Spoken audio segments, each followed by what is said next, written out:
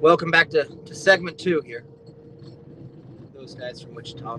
If you missed segment 1, I think it's on there. I think it's available somewhere. Somewhere on the Facebook. Scroll up, watch it first. So, where I left you is basically I'm not sure if Gold Thunder is going to make it. I don't know what's going to happen after I shift it out of 4-wheel drive. I think that might be toasted. All you amateur mechanics, I don't need 55,000 emails being like, sounds like it's this, bud. I don't need that. I appreciate the help, but I definitely don't need that. So, I don't know where homeless people. There's homelessness everywhere in America, guys. That's a fact. Well, it's not a fact. There's probably in some communities, real small communities in affluent neighborhoods, there's possible that there's no homelessness. But even in those, I think that you'd be surprised to find who is sleeping under your shrubs. Is what I mean. Like, if you got a nice piece of land and soft grass or a nice bridge somewhere with a little bit of look, and there's a homelessman there. And here in Wichita, near the place that we take care of for the snow removal, there is typically a few creative homelessmen that are on the corner. You guys that are local or know Wichita in any way, you would know that there's a filling station, a gas filling station, which I think right now is $3.29 a gallon for unleaded. So it's actually pretty cheap if you guys want to head over there, and we can all sit around and be like, I wonder why they're homeless. But there's a gas station, filling station right there, and there's a homelessman it's on the corner of Tyler and Kellogg. There's a place, Tyler Road and Kellogg Road. If you want to Google map it, you can. And usually there's a gentleman holding a sign. Sometimes it's military related, like ex-military or veteran. Anything would help. The city of Wichita doesn't want to help these people. Well, they put a sign up saying no panhandling here to try to help those people that can afford the $3.29 a gallon to not have to look at it. You know what I mean? And who wants to, right? So hopefully they'll go find a different neighborhood, I guess is what they're hoping. Hopefully they'll somehow be able to afford to get to California and just join up with the rest of the troops out there, I think is the plan by putting up that sign. But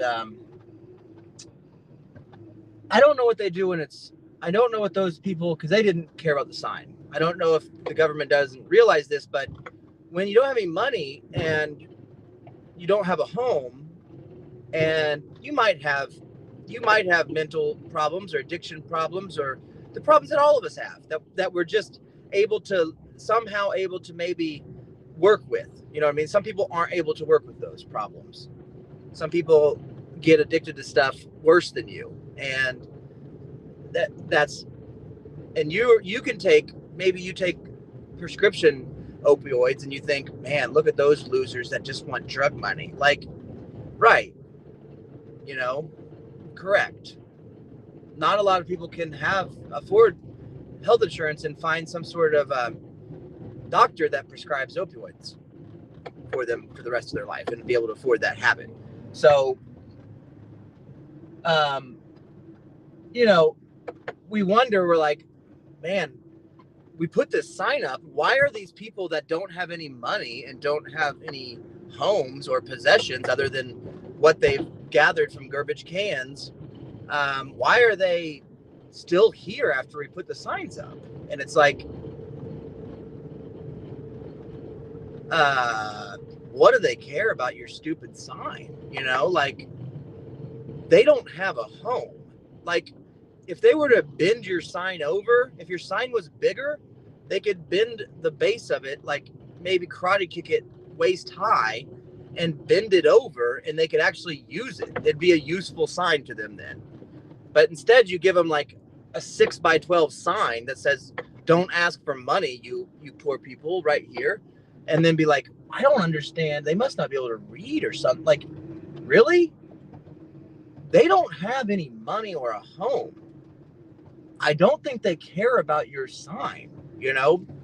They've gotten to the point where they stand on a corner when it's cold out and ask for money to help them. Maybe find a home, or at least pay for a gallon of gas to leave a place that just put a tiny sign up that they can't even use as a shelter. So when it's this cold out, it's like 12 degrees and the wind's blowing, I think last time I checked, 6,000 miles an hour, which I think is a record. We'll have to ask Jim Cantori at the Weather Channel. But I don't know what happens to them. I want to believe in my heart that the community has organized not-for-profit deals that, or non-profit deals that, and I know they do. There's food banks and there's like shelters. There's shelters. And I want to believe that they go out and they find all these people that usually they're trying to shoo away, and they say, "Listen, people that we usually tell to leave all these places so we don't, all of us people with no problems don't have to look at you." Because it grosses us out. Like, we're on the way to work and we get grossed out by it. So, but it's cold out, so I guess get in this, unmarked government panel van and we'll drive you to shelter for the night. Okay? Once it's 30 degrees, you're on your own there, Buster. Got only so many beds, right? Plus, we got to fill this thing up. They all act like it's their house and their money, and it's like, what are you guys talking about?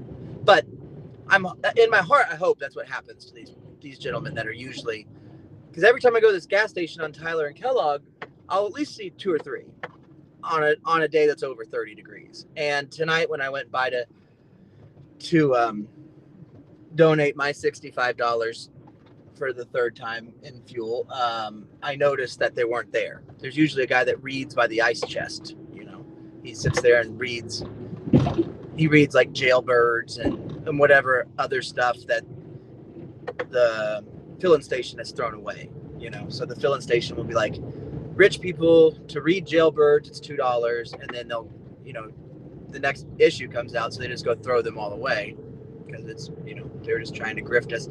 And, they throw all those cell phone chargers away when a new charger comes out, and those homeless men read the options on those. And this guy always is there, and it's not like we're friends or anything. We give each other knowing nods, like kind of like he can see that I'm almost him. You know what I mean? Like, I'm on the edge of being just sitting down next to him and being like, let's try to find a dirty roller in that garbage can, bud. Let's try to find a taquito or something and split it. I'll find a ketchup packet and we'll make it fancy tonight. And he wasn't there, and I was like, dude, I sure hope that they came and got those guys. I sure hope that they picked them up. And I'm sure they did. I really hope they did. Or it's all a sham and they have beautiful homes in the area and they just do that as their job, which could be true too. I've heard of scams like that. I'm pretty sure they're few and far between, but you never know. So they might be at home in bed right now. They were just acting homeless. People love to do that. It's a great job. I don't know. But then another part of me thought, like, the snowplow version of me that's been up for a long time thought, well, maybe, and this is probably stupid, but do you guys ever wonder that, like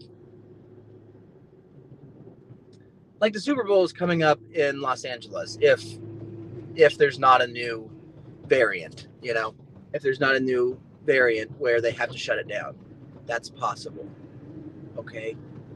And, but in order to prepare for the millions of people that will come spend hundreds of thousands of dollars to watch children or older children, 20-year-olds, 21-year-olds play a game, it's the Bengals, by the way. So, all the Ohioans that have been waiting for a very long time to watch the Bengals play in a Super Bowl, luckily they've been saving their money and they're going to go, right? Because Ohio, I don't know if you realize this, Ohio is very, very wealthy. It's kind of known as the richest part of the country. So all of the lifelong bingo fans, thank God, they'll have the money to be able to afford the thousands and thousands and thousands and thousands and thousands and thousands of dollars that it goes to watch their team participate in a game that they've been screaming that they wanted their team to participate in since the beginning of the NFL. I'm sure it won't just be all Los Angeles residents, that are there. I'm sure it won't be the uber rich there. But in order to prepare for this game, they hey, listen, I don't want this to come off as if it's snarky to rich people. I don't want it to come off as like I'm kind of like, in a way, backhanding the man and the rich as they, buy their expensive vehicles and go to their expensive sporting events, and in order to do so, shoo people that literally don't have a home away so they can enjoy it without them. I'm not trying to do that. I'm not trying to be snarky about it. I'm trying to be upfront on how ridiculous this is what I'm trying to be. I'm not trying to be sleight of hand about it. I'm trying to be upfront, like, wow, this is where we've gotten to, as a people. Like, we love people. That's why we're putting our masks on, just not those people.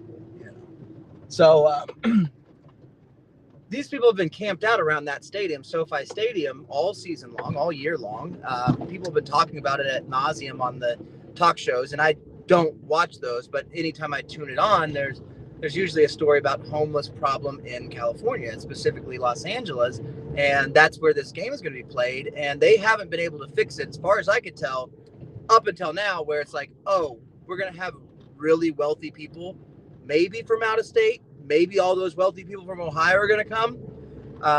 We got to get this cleaned up. And so, with 2 weeks out, they were able to move all that stuff out of the way, find a different place for them. I don't know how. I mean, you'd think that if you could figure it out, maybe that's something they could have done a little bit sooner, but why, they're just procrastinators. Sorry. We're just procrastinating a little bit. That was our bad, We were waiting for the Super Bowl to do that, But even with that knowledge that they were able to clean up the area, and I haven't seen it, maybe they didn't do a very good job. Maybe there'll still be some people that are milling around or something, acting like they're selling like Super Bowl tickets that they drew with crowns that they found by the gas station or something, like scalping Super Bowl tickets. Hey man, I got 2 seats in the front row, $35. Like, I'll take them. What if these people, when it's real cold outside, don't get picked up by help? What if the people that were shooed away from SoFi Stadium didn't get shooed away by the authorities? I thought, what if, and it's stupid, I know, but I guess I kind of thought, and again, I've been up for a long time. I just kind of thought, what if they're not real, which I know that would be better for people. Then you wouldn't have to worry about hurting anybody's feelings because they're not real. But what if they're not real?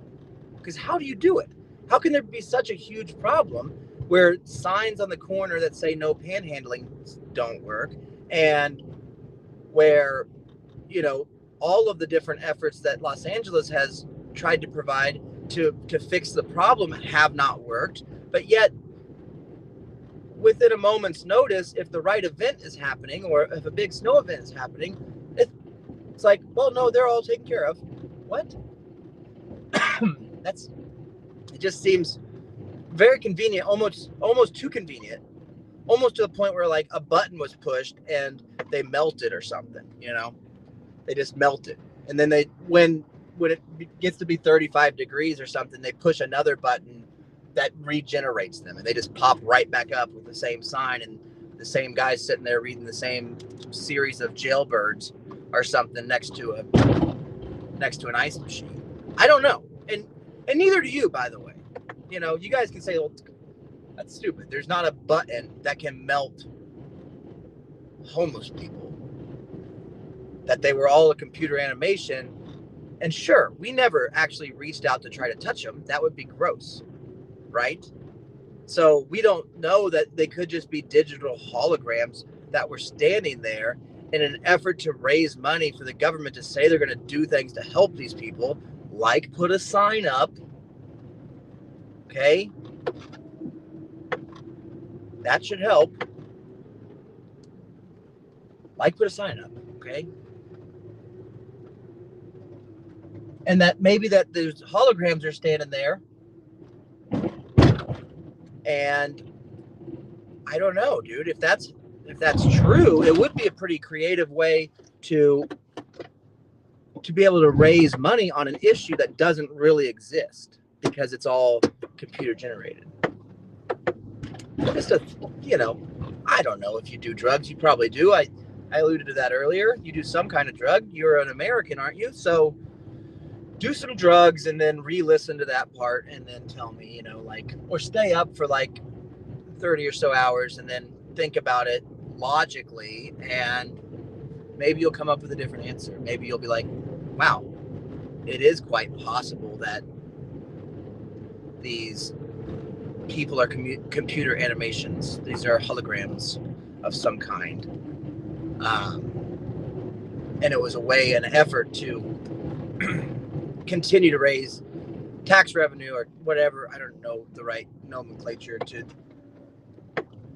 elaborate on it any further. I've used all of my waterhead powers to get to this point. So just think on it, get high, however you do, legally or not, legally or not, get high and then think about it in a way that's different.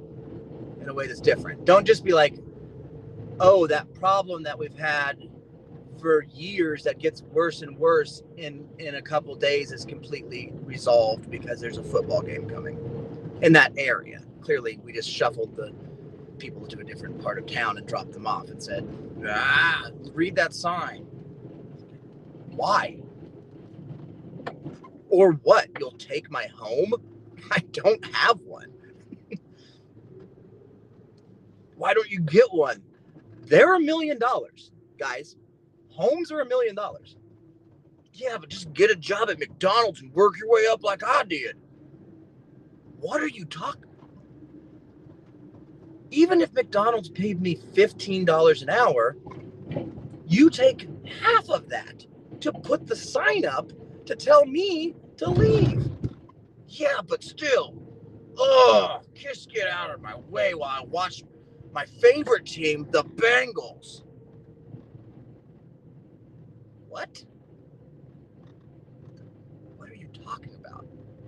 Pull yourselves up by your straps. Pull yourself up by your toe hair.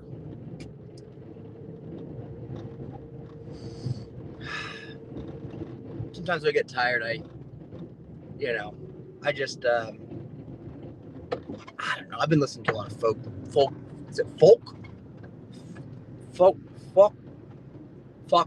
music lately. Been listening to a lot of folk music. It's actually kind of nice. My uncle in Kansas City. You know what? He is my uncle, but he's really my friend. He's one of my dearest friends, and we get along so very well. And I enjoy so much talking to him and going up and visiting. Like, if we ever take a vacation, that's all I think about is, let's go there. I want to see him. It's just one of my dearest friends. And the great thing is he's family. So it's like double bonus. Like, you're actually enjoy a member of your family that is of a totally different generation, but yet you still can relate. And then I have the same relationship, not the same exact. I have a similar relationship with my grandfather, his brother. So it's nice that, all of us waterheads who probably have different ideas on a lot of the issues I brought up tonight, we can look past them and all enjoy each other like more than we enjoy anybody else in the world as far as friends. And so one of the nice things about my uncle in Kansas City recently is he's been, we started talking a little bit about music and some of the, if you have been listening or following along for a long time with me, I don't I like Meatloaf because it's a story, man. All of Meatloaf's music is a story, and it's a play. It's a drama. You can picture it, and you could say it's stupid, but I also say it was never done like that before him, and I've always appreciated that. And a lot of people make fun of the old school hippie guys, the folk music guys, but I like it when they tell a story, like Bob Dylan talking about the hurricane and all these different songs. I've always enjoyed. I know that I should be liking Wet Ass. I should be liking WAP. I know that that's a better song. I'm not so musically illiterate that I'm not aware enough to realize that talking about a wet ass pussy is a better song than the improper incarceration of a championship boxer in the case of the hurricane. And a man was able in 3 minutes to tell me that whole story. And I know that I should be more impressed with an urban lyricist that can sing to me about a wet ass. I get it. I didn't say I had a great taste in music. I said that I enjoy the stories. If I was a paramedic, I would like WAP. I would be able to twerk to that, but I'm not. I'm not a paramedic.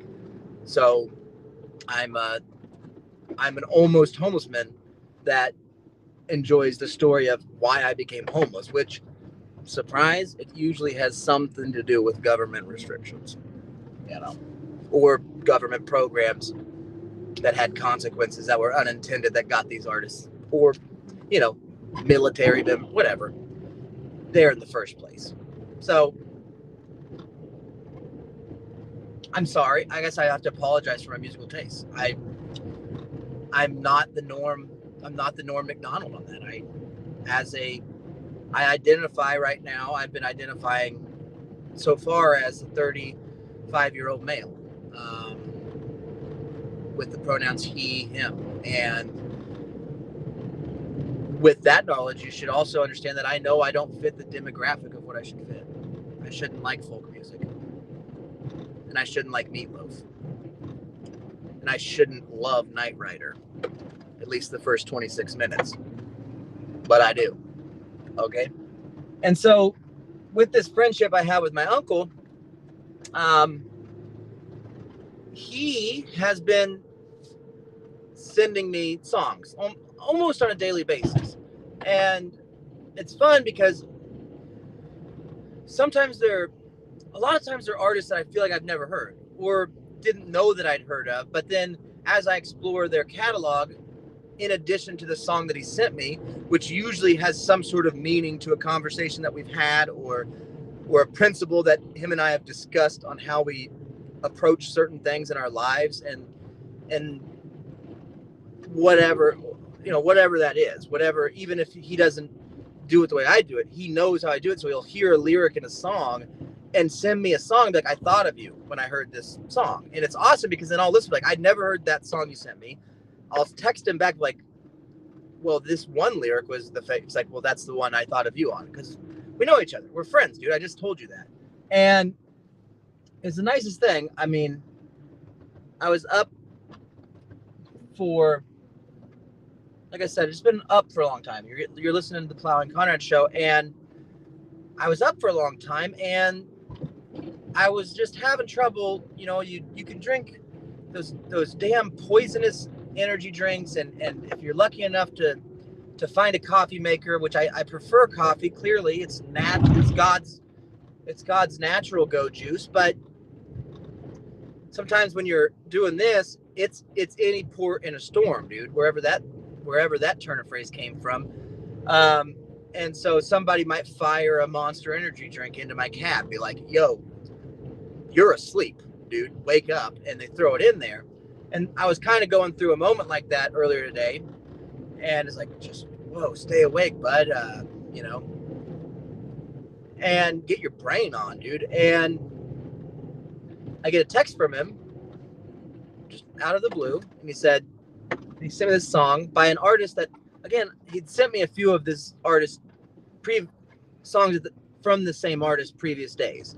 So he's like, I got another one for you. Reminds me of someone. And it was like, I don't know if it was the fact that I was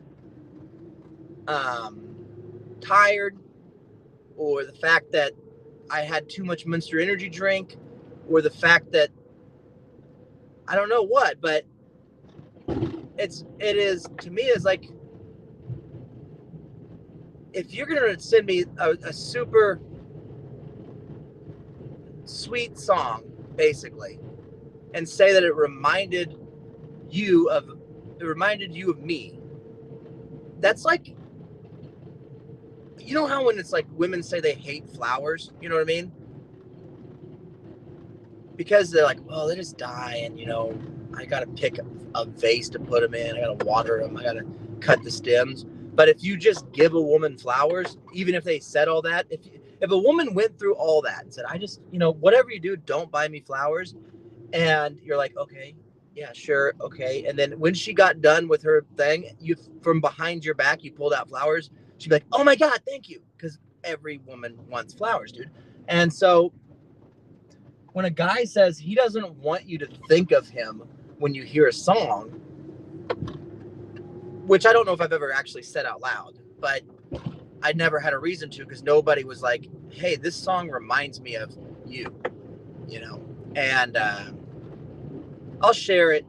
I'll share it on the Patreon page, if you guys want to hear it. And it just hit me. I didn't cry, but I almost wanted to. Because it almost made me feel embarrassed. Like, you maybe have done the most thoughtful thing that anybody has ever done for me, especially a male. And you know what I mean?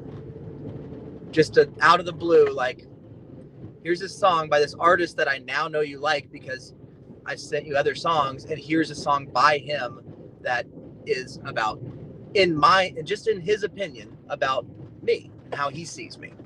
And it's like, wow, all right, that's awesome, dude. And it was awesome. It was an awesome moment. I told him, I don't know how to respond to that, because one, I didn't want to assume it was about me.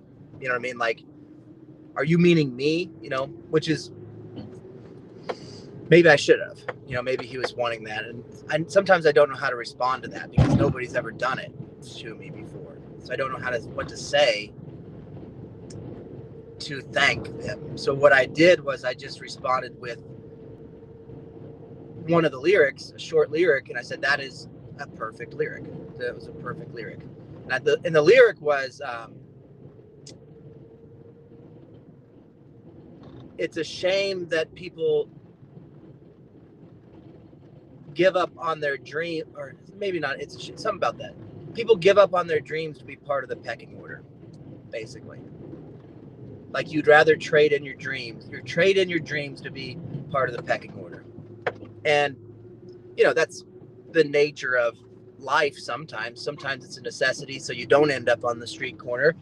But I think that he sees it in me that, against pretty big odds, I have a passion and a dream, and I've had it for a very long time, and you're watching it right now, and thank you for that. I appreciate it. And I don't give up. I don't want to give up on it. In fact, every year that's gone by, it's just made me want to do it more and more and more. And even though there's no indication that anybody wants me to, other than the 13 people that are kind enough to support us on our Patreon page, which is the home of not only those guys from Wichita, but the OK Taco Show. And usually when I do these solo shows, I'll either call it the Conrad Show, or I'll just say welcome to the show. And it's all housed on Patreon under Con Radio. And we have 13 disciples there. I call them disciples now. And the reason I did that, and I came up with that today, is because, even if I only have 13 from here on out, that's one better than Jesus had, according to the Bible, which is how I get my Jesus news. So Jesus had 12. I have 13, which is pretty damn good. I don't know if you know who Jesus is. He's God. Some say the Son of God. When you're Catholic, it's Father, Son, Holy Spirit. They're all one. So with just my 13 subscribers to Con Radio, which has been over a 12-year effort to just get that, to gain basically a disciple a year, I guess. That math checks out. I'm not great at math, and I don't have an economic degree or anything, but I can do 13 minus 12 easy. I can do it in my head, and that's one more. So, not that it was ever a competition between whose message was better, Jesus Christ or mine, but if it was a competition, you lose. You lose, Gizo. Now, I got to be careful, though. He's one of my subscribers. I got to be careful with that. We'll be right back to even if I get him. He likes what I say, though. He likes my comedy. He likes, he's always said that. And he'll email me a lot of times. He'll email me at thoseguysfromwichita@gmail.com. And, he gets it. He's laughing right now with the Holy Spirit and, Burt Reynolds up there hanging out, listening to the show. And I appreciate you guys listening up in heaven, all of you. And I appreciate my uncle for sending me that song today. That it really did give me a second wind. And, he followed it up with another perfect video of my son, which made me think that maybe the song was about my son, which, you know what, as a father, still great. Maybe even better, because then I didn't have the embarrassment, of feeling like I don't deserve to have somebody think of me this way, which is kind of how I felt. So, anyways. Oh, one thing I was going to talk to you about melting homeless people also was that gas station that the man likes to sit by the ice chest by, the homeless man, on Tyler and Kellogg.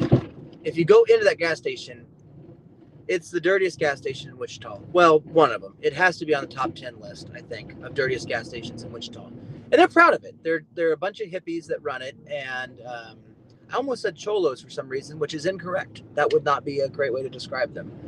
And for whatever reason, that word popped into my head. And I'm glad I didn't say it. And I shouldn't have told you that I almost said it. But when you walk in, there's one of those guys that's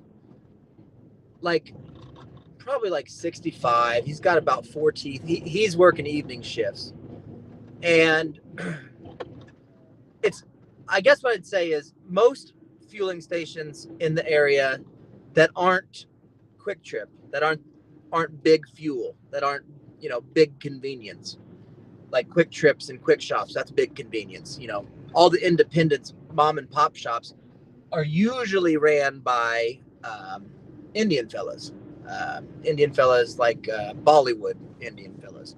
And those fellas will be on the phone the whole time. You'll be getting a Dr. Pepper or a cup of coffee, and it'll just be like, hey, boss, is that it, boss? Is that it, boss? Is that it, boss? And it's like, are you talking to me, or you got a Bluetooth in, you got a cell phone, I don't, and they just talk on the phone the whole time to whoever they're talking to, usually money guys or probably other gas stations in the area, I'm sure, just to help them get through their day. And this one is one of the few I've seen that is ran just by hippies. It's the only thing that runs this gas station. It's hippie ran. And so the evening shift is ran by a dude that wears one of those, I call them Chevy, old Chevy pickup truck, those seat covers that used to be on those old Chevy pickup trucks that farmers would have, like cow farmers. Anytime you would see a cow farmer get out of his pickup truck, 1, you'd say nice hat. 2, you'd say nice belt buckle. 3, you'd ask, does that have pursuit mode? And 4, you would notice, is that seat cover, does that come in every truck? Because it's always the same. Almost looks like a rug that you would put on a horse's back before you put a saddle on it. And hippies, for whatever reason, I don't know if it's warmth, I don't know if they got big pockets to hide drug paraphernalia in, or hair ties. I think you can put a lot of, it's basically a bunch of little red and white and gray and black rolled up hair ties that make up these kinds of sweaters that I'm talking about. I hope I did it good enough. I hope you can picture what I'm talking about. And so I walked in tonight, and that guy was, "Hey man, what's up, man?" And he's across the gas station, and it's not a quick trip. I just said, I mean, it's not a corporate, it's not big fuel, but it's still a distance away. And I'm in Plow. It's like, hey man, just give him the, hey, tip. I'm acknowledging it. I heard you, and I thank you. Hey, what's going on? Hey man, what's going on, man? Cool, And I go back to use the facilities. I just had to tinkle, and I noticed something that caught my eye, like which I think it happens to people like me. I don't know if everybody notices things. I don't think they do. I don't think that they do. But I noticed as I walked by, there was a display case to my left. Everybody else is right. And I thought I saw something within that display case. And I kind of like, man, you're tired. I went to the bathroom and did the move where you splash water on your face, which I know it doesn't look like, but I did. And they have dirty water. I just said it was the dirtiest gas station in Wichita, bud. They're hippies. They don't clean, and they don't care about cleaning. They just care about being, hey, man, get whatever you want, man. Don't worry about it, man. And I said, no, it can't be. It can't be what I thought I saw in that display case. That can't be what it was. So using my well-trained investigator eyes, my well-trained investigator senses, my detective training, basically, is what I'm saying. I was able to say, well, when I exit this bathroom, I will get a closer look, make sure I wasn't wrong and my eyes aren't deceiving me, because that can happen. It's late.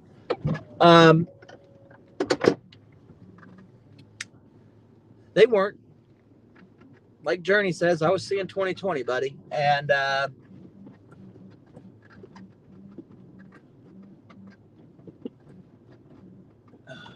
come on, back up. In this convenience store, that's the dirtiest convenience store in Wichita, and they're proud of it. When I say dirty, I'm not saying try to avoid it. I'm saying probably don't eat anything there, or if you just be okay with it. Like, if you do eat something there, you know what you're getting. Okay, it's a risk. It's going to be a risk. And I wouldn't get a fountain drink there. Not a big fan of like dirty, dusty soda fountain dispensers. That's always been gross to me. That when it looks like slime and stuff I know it's just syrup and nothing. It's poison. It's just poison. But so no living thing that would get me sick could even live on this poison, because it's poisoning us. So if it can poison a human, it can surely poison some sort of I don't even know what, like salmonella or something, would be able to kill that. So, but either way, I don't get fountain drinks there. I try to avoid anything that would be prepared by the hippies and just stick to corporate poison, stick to pre-made poison from a Coca-Cola company or something in the freezer or cooler section. And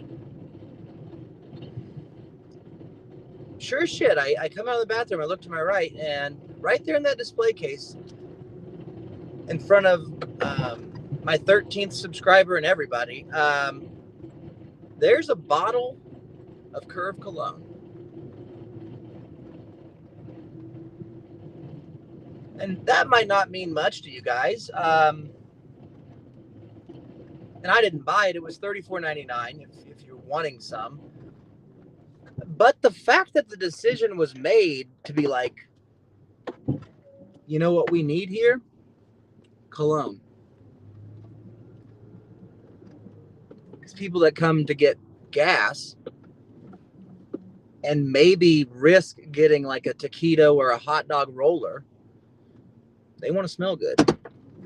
So let's charge $35 for cologne. Somebody will buy it. Well, What flavor cologne should we use? You might be. Dummy. Curve. You almost got fired right there. You almost got fired for asking me what flavor cologne, like you didn't already know. We're a convenience store, dude. There's only one kind of cologne for people that buy cologne at a convenience store. I know, I'm sorry, man. Man, I'm sorry, man. I'm sorry, man. So, should I have bought it? Yep. Will I buy it? Yep. Is it awesome? Yes, indeed, dude. It's awesome. And that's the kind of shit you see, dude. That's the kind of shit you see if you just put your phone down. Like, keep me talking to you, but turn it over. You don't have to look at my dumb, dirty face as I do this, you know? Listen. Just use your ears. And then keep your freaking brain binoculars on, dude, and look at your surroundings. Okay? You might go to a gas station that they're selling damn Curve cologne, okay? That might be you. You could have found that discovery and laughed your ass off. That could have been you, but you weren't. You were looking at your phone like, I wonder what's going to happen with Spotify. Really? Are we talking about this still? Is that still do I have to listen to everybody's take on that stupid fucking story? Who cares, dude? I know that I'm into folk music, but I say folk you to people that are like taking a stance on a platform. You know, I'm like, what are you talking? What? Dude, when you started selling music, Neil Brennan or Neil Bortz or Neil,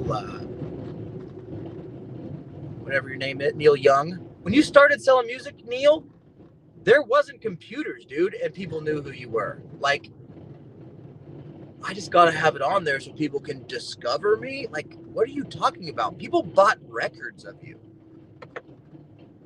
Fucking records. They bought things that you have to then build furniture to store just to have your record. People will listen to you, and they have forever. That's why you're somehow an against the man folk singing billionaire. Like, hate the man, but I have a plane. Here's another song. And by the way, this doesn't mean I'm defending Joe Rogan either. That guy's a fucking idiot too. And I wish Spotify would cancel both of them. Say, fuck both of you guys, get off of here. Why don't, if we got to sit here and act like these platforms that didn't exist 10 years ago matter, they don't. One, people were like, well, if Joe Rogan leaves Spotify, they'll go bankrupt. Okay. Like, what does that affect us in any way? Like, I can still listen to my songs without it. Well, yeah, but it's going to be a hell of a lot harder. Is it? Is it going to be hard? What do you mean hard? It's going to be so much harder it's so easy. The thing is, it's so easy. That's why I like it. And so, I hate the fact that Joe Rogan's on it, but at the same time, I like it because when I hit play, sometimes I hear music I've never heard before. And I don't have to do anything. Like, I get to do nothing. Fuck you. Who cares? You deserve nothing. If you do nothing, you get nothing. Okay? That's a song, dude. That's a tale as old as time. That's a damn Phil Collins song. You know how you heard that? You went to the movies. You discovered it by going to see The Lion King. Watching a father lion die by a murder from his brother is how you discovered Phil fucking Collins. Okay? And then what'd you do? Did you get on your Spotify in 1994? Did you get on your Spotify? Nope. No, you didn't. You went to fucking Duck Walls, dude. You went to Duck Walls and you bought it. You went to Alco and you bought the track. You paid $7 for one song. And now we sit around and play. I'm not buying. You want me to pay premium? Nope. I'll listen to people tell me what to buy. I'll listen to people tell me what. I'm not going to. Listen, I like music and I love discovering completely new artists that don't have followings. And I do that by listening to people that everybody tells me to listen to. Duh. And you know what? I don't want to pay $7 a month that might actually go into these artists. We paid $7 a track, baby, down at Duck Walls. If it's a popular song, I'm sure I paid $10 for that Phil Collins song. And you know what? I'd do it again. I would do it again. Okay? But it's so easy. One, I don't care. I'm on, this show is on Spotify. If Spotify called me and like, dude, are you gonna say something so you don't get? No, I'm sorry. Thank you for letting us be on here so you can sell advertisements on my show. Thank you for that. That's great. I appreciate it. You know, but if you went away, I don't care. You know, I wish I've talked about this before. If there was, and there is a way. I shouldn't say if there was a way. I just haven't. I'm too busy. I shouldn't even use excuses. I haven't fully committed yet. I'll put it that way. It's totally, I'm responsible. If somebody called me and said, listen, all of the shit is gone because Joe Rogan and Neil Young got in a fight. There's no Spotify. There's no Apple Music. There's no any of that stuff. All the stuff that your stupid podcast is on, you know, Conrad, there's none of that. Nobody will be able. I'd be like, well, can I build a website? No, that's gone too. Everything's gone. How am I going to do it? Well, bud, 99% of the time when I'm doing the show, I'm just doing it into a recorder, you know? And that recorder, I'll make CDs, dude. I'll make tapes or whatever. If you take away computer, what all are you going to take away? You know, I'll put a speaker next to my board and I'll do it outside to the neighborhood. And that might be the only listeners I got. Okay. Do you want to do it or not? You know what I mean? Like, but a lot of these artists make the the bulk of their living with our platform. So what? So what? If you leave, you didn't exist, dude. And they made a living. The good ones, you know, they'd find a place to play. They'd figure it out. They'd make their own website and they distribute it their own. They'd own it, whatever they do. I don't know. They'd figure it out. Just like they always do. If they care about it that bad. And in the case of Joe Rogan, yeah, of course I believe he can say whatever he wants. But I don't understand the outrage when people are saying like it's misinformation. To who? Who's it misinformation to? Let me finish before to everyone, if you don't like Joe Rogan and you don't like that message, you wouldn't listen to that message anyways. Everybody that's against Joe Rogan and says it's spreading misinformation doesn't listen to a word that dude says. And on the flip side of that coin, all the waterheads that listen to Joe Rogan every day that get that misinformation, you're not going to convince them of anything anyways. They're going to do whatever Joe Rogan says. So if you cancel them, they're just going to follow Joe Rogan to wherever he goes next to listen to the same shit. So whose mind is getting changed by this spread of misinformation? It's not like there's somebody in the middle that actually thinks for themselves, a free thought person that's like, you know what? My deciding factor is going to be what this bulked out pothead comedian says. That's how I'm going to figure out what I believe on these issues. And if that's the case, who gives a shit? We got bigger problems, bud. We got bigger problems, buddy. If you think that that's convincing people, because it isn't. They're just waterheads that are disciples. Joe Rogan has a lot more disciples than I do.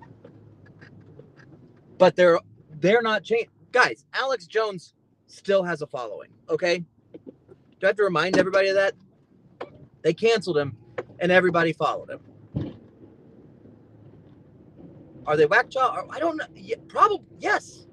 Clearly, that guy told us that he was going to eat his neighbor. He was going to eat his neighbor's ass, is what he said. Like, to survive, not in a adult movie kind of way.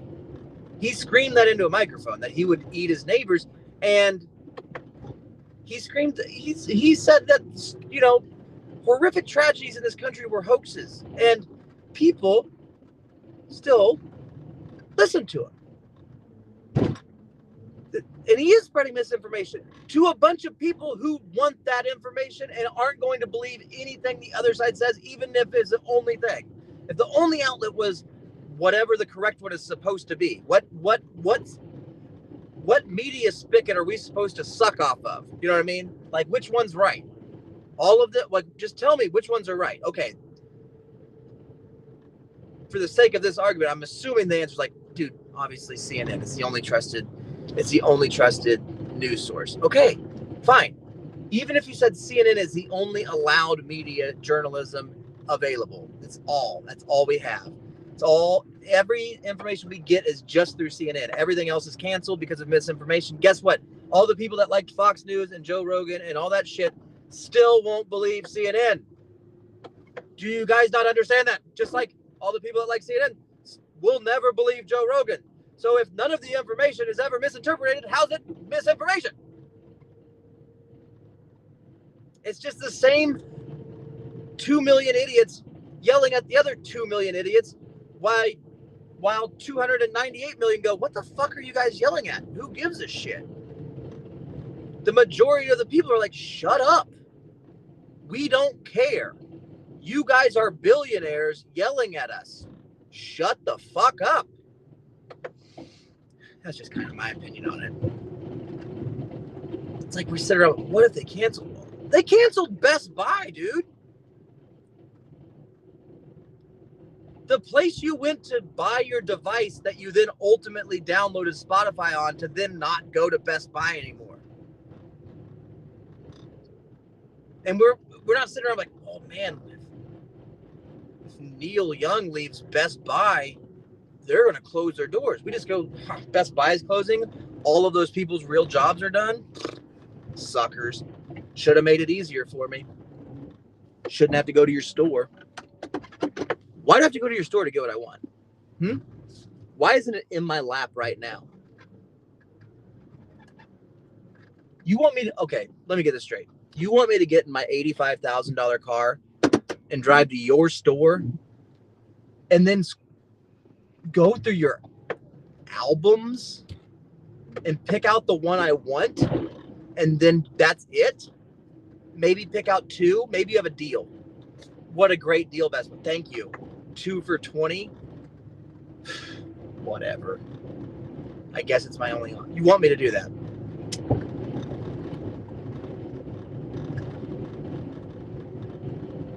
That's where we're at, dude. That's the this little world we've built for ourselves. The amount of revenue, the amount of money that a lot of these independent artists make through Spotify, they just do it because it was available, dude. If Spotify doesn't exist, another one does. It's the same nerds that got bullied by the guys that are singing the songs, you know what I mean, that are building these platforms. And the nerds are all making the money. I don't know if you guys realize this. The dweebs that are designing Spotify are then, you know, putting people on their platform that bullied them their whole lives. And then we're like, who do we feel sorry for? They're all million. I just don't get it. We're not on Spotify.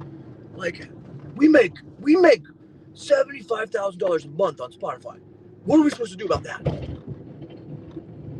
Not make $75,000 a month because it doesn't exist and you didn't invent it, and you got to just upload your shit for free onto it? Like, or shut up if somebody's on there that you don't like because it's kind of a pretty cool place. Well, I can't have that. I got to get my opinion out there, though. All right.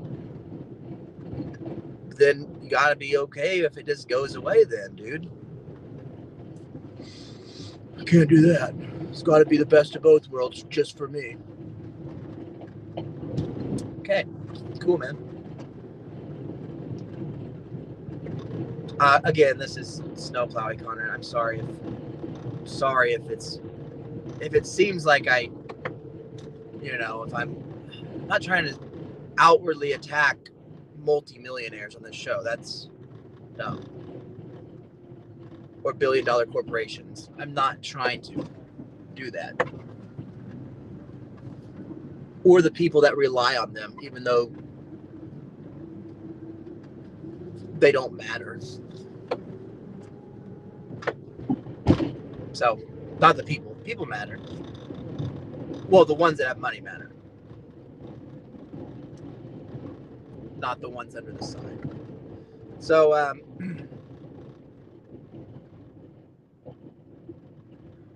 had a couple. I don't know where to go with it. I had a couple things written down here on paper. Clearly, I ran about all these other things.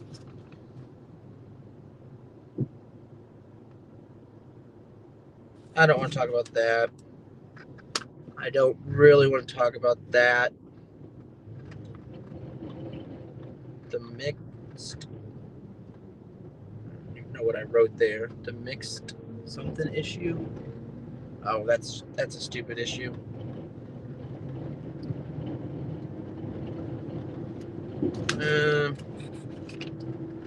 I guess I'll end with this thought tonight.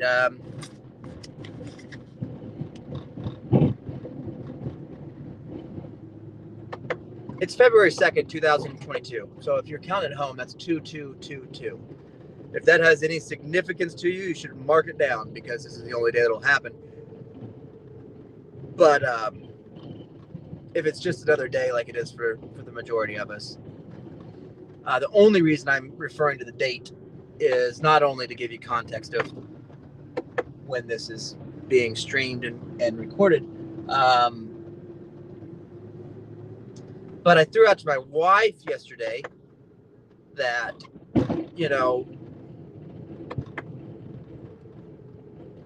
we're gonna take our little February challenge together. We're gonna go down Challenge Road here in February, and it's so weird.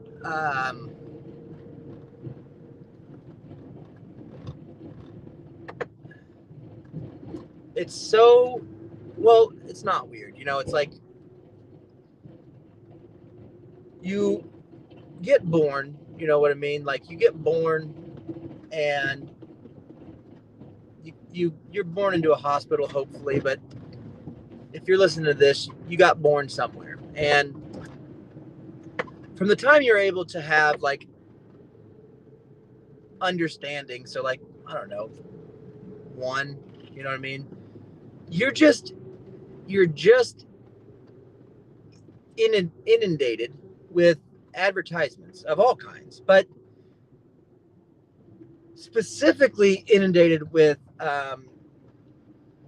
advertisements for things that can help ease the pressures of getting stuff delivered to you, ease the pressures of not having to go to Best Buy, it's fucking stressful trying to like get my Spotify playlist to link with my Instagram. And a lot of people need something. They need a medication or alcohol or something. And so from the time you're 3, you realize like, holy shit, when I'm an adult, I got to build a fucking playlist on Spotify. That sounds hard. And that's why my mom and dad, take narcotics. That's why my mom and dad take drugs. They went to the doctor and they got a medical marijuana card because, dude, I don't know if you just heard, they got to build a fucking Spotify playlist. Okay. And so it's like, I Christian ponder to myself all the time. It's like, when I go out with, which isn't very often, just because of the nature of, trying to make this daily grind a daily grind, trying to get out there and burn the candle at both ends and make hay while the sun shines and all the other folk lyrics that you can think of. I don't leave myself with a tremendous amount of extracurricular time to go have a fun night with another couple. You know what I mean? Like that doesn't happen. Or even just a damn date night with my wife where we have to schedule a babysitting or something. And a lot of that's just because over the past few years, not because of COVID at all, but just for us trying to build a couple new businesses in a different state while working and raising 2 kids and hoping that we're doing a good job in that. And, you know, it's not an excuse for my next little diatribe. I'm just saying, since the time I was birthed, and just like you, the only thing you hear is like, man, you know what's great after a long, hard day of work? Well, what is it, bud? You guys all know. You know, crack open a cold one, guys. Right? Crack open a cold one. You know, when you're a kid, watch The Simpsons. Watch that dad work at a beer farm and go every night get drunk with his friends, you know, and then when that's over, the commercial for it is a CrossFit lady that's, when she gets done with her marathon, she likes to go to a dog park and get drunk on Michelob Ultra. That's how you relax. Do you want to unwind? Yes, I do. I feel stressed out. I mean, I got a lot of going on. I just explained it to you. Well, do you have a doctor that can give you, like, drugs? No, I don't. I have a pediatrician that I haven't seen since I was, 13 years old. Oh, well, are you willing to buy? I could sell you Xanax. Are you willing to buy that? Like, no, I don't really want to do that. Well, I guess your only option is alcohol. You can go do alcohol. And it's so funny it's so funny to me that, and funny in a bad way, that it's like, put your mask on and go buy alcohol. You know what I mean? Like, well, is this good for me? Well, no. In fact, when you go to the doctor to get a checkup, if you have one, they're going to say, like, how much alcohol do you drink? And you're going to say, I don't know, maybe once, occasionally, socially, with every once a week when my friends come over, we sit in the cul-de-sac. You're going to say that. You're lying. Like, you're drunk right now. Like everybody. Like, you're drinking as on the way to the doctor's office. You're drunk. And, it is your fault. And they're going to say, well, is there any history of, like, alcohol abuse in your family? Well, not really. Not that I can think of. I guess off the top of my head, my grandpa died of alcoholism. My grandma she either started AA or, like, was part of because she was an alcoholic. All of the other people in my family have at least a couple. They all have alcohol problems. Not that I can think of. And then it's like, well, what about your wife? Well, no, just her parents and her grandparents on both sides. Because, by the way, everybody does. Like, it's a stupid question. Yeah, all of us. Yeah, I drink you drink every night, and and they all know that too, because it's like, why would these sales of alcohol be like, guys, we sell so much, you guys can't all be drinking once a week. We just looked at the numbers, and what are you doing? Just stocking up? I mean, no, you're lying. You guys are all lying, and all of your vitals show that. All of the things that you have on you show that. Sorry. Ice. So, with all that being said, it's not an excuse. It's just like, it's so strange to me that in this time, I am talking about COVID, we're worried about public health, public safety, the safety of everybody else. And, meanwhile, everybody is just trying to get a fix somehow, and they can say, well, just, monitor it. Like, we can't. Everybody's an alcoholic. What are you talking about? Monitor it. I mean, and I'm not talking about the few people that are watching that are like, no, dude, I just have, like, once a month I'll have a glass of wine and I'm good. Like, you are not part of this conversation, like, good for you. And that's amazing, but you don't get to have an opinion because you don't know how, like, normal brains work. You're a robot person, and so for the majority of us, I think, and I don't want to speak for everybody's problems. Clearly, unless I'm talking about my opinion on the uber wealthy and how they treat others and their policies. But for me, the problem is, it's like, even though I feel like you try to be responsible, it doesn't matter. It doesn't matter that you try to, you feel like shit every day. Like, every day that you do it, it's like, well, then I'll just have a couple drinks, just take the edge off, which you can't because you're an alcoholic. You know, you can't. You might. I mean, every once in a while, you'll get lucky and be so exhausted that you just had one drink and didn't finish the other one, and you get that. But the other times, it's not that. It's like, oh, I'll just have one more, and like, oh, I had four glasses of wine last night. I had a bottle of wine. I had a bottle of tequila. I had whatever, and everybody knows that. And you know, there's nothing you can do there. I mean, unless you just say fuck it. And so that's what I guess that's my way of saying that that's the issue. That's the issue that my wife and I are going to tackle. At least we're going to take it day by day. Like, I know you have to, and month by month. But I guess what's strange to me is how alcohol is so bad as far as how it affects people. I don't like to go with people on social events and drink. I won't, you know, unless it's somebody else's driving. Like, if we're going on a party bus, which I've done once, and there's a pretty legendary story, I'll drink on that. The funny thing is, I don't like to get out of control in front of those people. I don't like to get out of control anyway. But it's like, the sad part of it is, the insidious part of it is,